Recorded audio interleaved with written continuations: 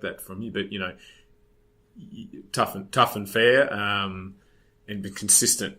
So people respond to that. They have clarity.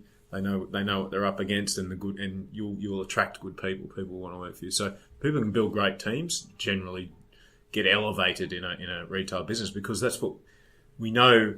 We know that's what adds that extra bit on top to the end result. Yeah, and you need to.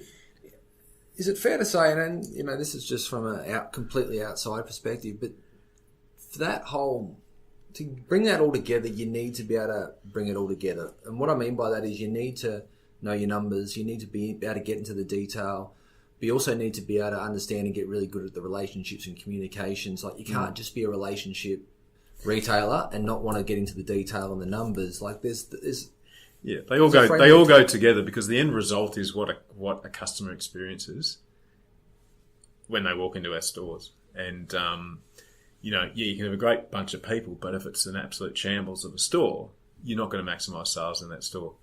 You can be well presented with some great people, but if you don't have your best opportunities, you haven't tailored the offer to exactly what the customer wants. So you haven't traded well, you haven't really looked at it from a merchant's point of view, then you don't optimise the return as well. So they all go together, and you can have you can have the layout right, it can be presented well, the front window's clean. It's all perfect, but if the people aren't on, number one, you probably won't be in that state. But even if it is, customers feel it. Yeah, we've all been in a store where you go, I don't really want to be here, or I do want to be here, and so. That's palpable. You can feel it in a store. So they all have to come together. So there's sort of three. I would say it's the people side of it, but you've got to couple it with